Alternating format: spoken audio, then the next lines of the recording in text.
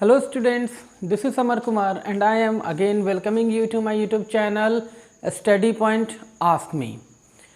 In my last video I had given about inertia, about the momentum, about the first law, Newton's first law of motion, and today I am here with Newton's second law of motion.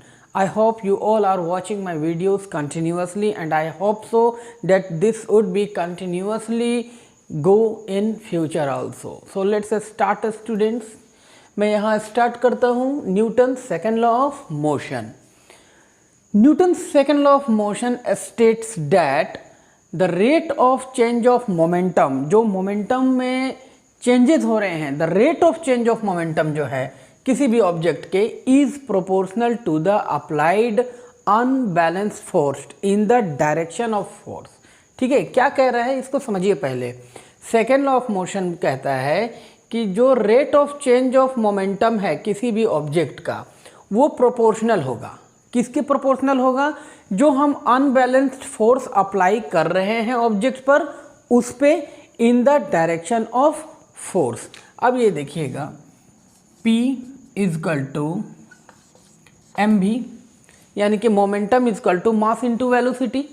ठीक है, अब suppose date हमारे पास दो object है, first one is in motion and second one is in rest. ठीक है, तो P1 is equal to m1u. ठीक है, इसमें क्या है, ऑब्जेक्ट जो है वो रेस्ट में है.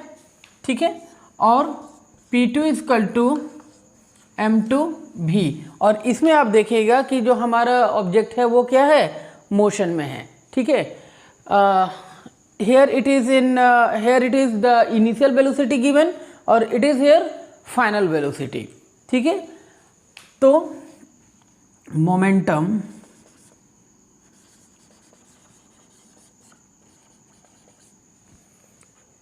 is equal to P2 minus P1. ठीक है, तो यहाँ मोमेंटम हमें क्या मिलेगा, P2 minus P1, change of momentum. इसे हम कहेंगे चेंज ऑफ मोमेंटम. ठीक है, तो चेंज ऑफ मोमेंटम क्या हो जाएगा, P2 माइनस P1. अब यहाँ पे लिखेंगे rate of change of momentum, rate of change of momentum. तो ये क्या हो जाएगा, P2 minus P1 by T. Okay, अब यही कह रहा है कि जो चेंज ऑफ मोमेंटम है ना, it is proportional to the applied balance force. यानी कि P2 minus P1 by T जो है ये किस पे प्रोपोर्शनल है, किससे प्रोपोर्शनल है, फोर्स से. ठीक है स्टूडेंट्स, तो PT हमारा क्या है, mu माइनस P2 जो है वो है mv.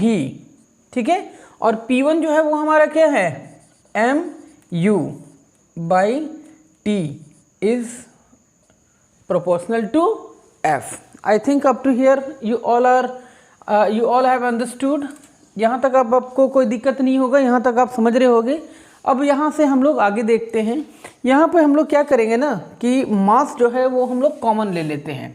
तो m अगर कॉमन ले लिए तो यहाँ से बचा क्या, v minus u by T. m को हमने कॉमन लिया, बच गया यहाँ से v minus u by t which is proportional to f. अब v minus u by t क्या है, एक्सेलरेशन. एक्सेलरेशन का फॉर्मूला आप लोगों को पता होगा. ठीक है, तो v minus u by T जो हो गया ये हो गया एक्सेलरेशन. तो यहाँ पर लिखेंगे mass into acceleration is proportional to f. ठीक है स्टूडेंट्स, अब यहाँ देखिए, यहाँ हमें क्या करना है कि ma इंटू के है ना, इस प्रोपोर्शनल को हटा के यहाँ इक्वल करने के लिए हमने क्या किया, एक कांस्टेंट टर्म यूज किया k. ठीक है, तो अब ये हो जाएगा ma is equal to force. अब suppose that 1 Newton of force applied on 1 kilogram of mass with 1 meter of acceleration, then 1 into 1 k is equal to 1। तो इससे हमें k का वैल्यू क्या मिला 1।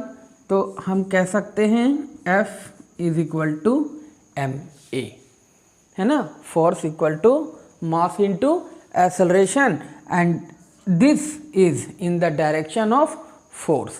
यही कह रहा है हमारा Newton's second law of motion.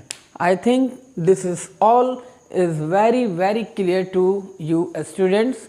मुझे उम्मीद है कि Newton second law of motion जो है वे अब आपको पूरी तरह से क्लियर होगा और आप मेरे इस वीडियो से इस चीज़ को देख कर समझ सकते हो। आप चाहो तो इसे आप अपने नोट्स पर लिख सकते हैं ताकि आपको कोई प्रॉब्लम ना हो और आगे आप इसको रिवाइज कर सकें। सो this is all for today students. In my upcoming videos you will get the Newton's third law of motion.